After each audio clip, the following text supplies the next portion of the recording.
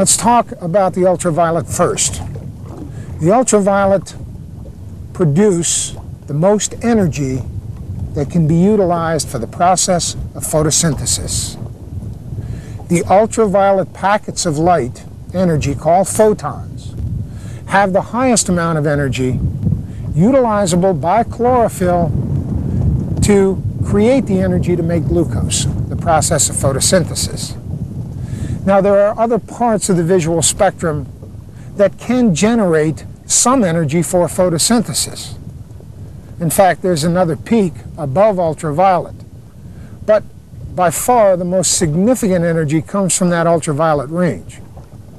Well, obviously, since the entire life within the lake, just like life on this planet, relies on the production of the green plants, then obviously, most significantly, these short wavelengths, these ultraviolet, are very important. You're more familiar with ultraviolet waves in terms of suntans going out and killing skin cells so that we can all look nice and brown. And by the way, we're kind of brown today too, but it's hard to be out on Keuka Lake in 90-degree weather at one of the longest days of the year, maximum sun intensity, without getting some sun color. I would not recommend it for you, however, since they found out how damaging ultraviolet radiation is. But that's not true in water. And as I mentioned, very important to the aquatic plants for photosynthesis, and therefore to the whole food chain. What about that other end of the spectrum? What about the infrared? How significant is that? Surprisingly enough, it provides something very important for the lake, but in an entirely different fashion. Rather than providing the energy for photosynthesis, those very long wavelengths, the infrared, provide heat for the lake. In fact, it really is the entire heat budget for the lake. Yes, some heat is transferred from the atmosphere into the water, but the actual transfer across the interface of heat is relatively minimal compared to the amount of heat that's driven down into the lake via the infrared radiation. Now, infrared and ultraviolet have something else in common, and something we mentioned previously. Both are filtered out very rapidly in water, within about the first meter or so, depending on the transparency. And a lake as clear as Keuka, especially the site we're at today, that's probably much deeper than 1 meter. But nevertheless, those two wavelengths, the very short ultraviolet, the very long infrared, are removed the most rapidly. Basically, what this means is whatever heat is going to be generated into that lake is going to be trapped in the first few meters of water. That's your heat budget. I don't have to tell you folks that. We mentioned this previously, or we may mention it again when we talk about summer stratification. I don't have to tell you that as you dive down in water, you know that once you get below the surface a little ways, it gets considerably colder very fast. Well, this has a major effect on the temperature zones in lakes. Now, this is something we're going to talk a great deal about. We'll just talk about it briefly today. The heat is trapped in the first few meters. The water temperature then, within the first few meters of water, maybe as far down as 5 or 6 or even 10 meters, the water temperature doesn't change that much. During the peak of the summer, somewhere 20, 22, 24 degrees centigrade, this zone where the water temperature is basically the same is known as the epilimnion. Now, within the epilimnion, since water temperatures aren't that different, there isn't much difference in the density of water. Now, you remember back when we talked about the density of water in relationship to temperature, that as temperature changes, the density changes. Well, since the temperatures at the surface are very similar, there's not a great change in density. Therefore, the epilimnion becomes this upper warm strata of water.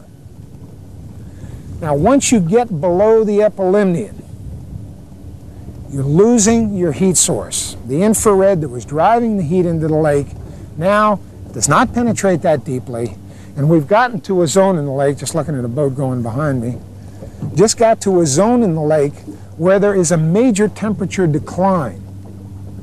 No more heat. This major change in temperature is known as the thermocline. Mesolimnion, metalimnion, It's got a lot of different names. The thermocline is the zone where temperatures change very rapidly because you've lost your infrared radiation. You've lost your heat source. Temperatures can drop very rapidly in the thermocline. For those of you who've done any diving in lakes, you know that. You've hit that cold zone.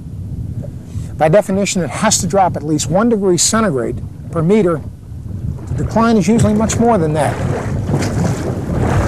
Hang in there, folks. Got some major waves going by. Now, that thermocline, because it undergoes major temperature changes, that also means that there's a major change in densities. And as those densities change rapidly, that means that there will be no mixing. This thermocline then does not mix.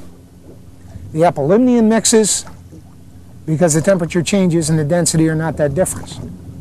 But the thermocline, because it declines so rapidly, and boy, it is a steep drop-off in temperature, and the density changes right along with it. Therefore, it can't mix. It seals itself off from the layer above, the epilimnion, and the layer below. Well, what's below the thermocline? Well, now you've gotten to the point where you've got no heat at all, or at least very little. Let's remember back to that lecture where we talked about the density of water. Remember that we said water was densest at 4 degrees centigrade. That was one of the very unusual properties about water. That most substances are heaviest in a solid state, the most dense. But water's the heaviest, the most dense in its liquid state. So water at 4 degrees centigrade, being the heaviest, is always at the bottom of the lake. We're filming right now over 200 feet of water. And right below me, straight down, at that bottom, it's about 4 degrees centigrade. It might be as high as 6 because of spring feeds or other sources of warmer water, but it's probably pretty close to 4. That hypolimnion then is cold water. In a lake this deep, it's a huge zone. It's cold water throughout the hypolimnion, isolated from the epilimnion and the thermocline because it's isolated from the wind at the surface. It can't mix, except for internal seiches that we won't talk about. The hypolimnion water is trapped. As you're going to see later on, in a lecture a little bit later on, you're going to find that that hypolimnion can be a dead zone in certain types of lakes.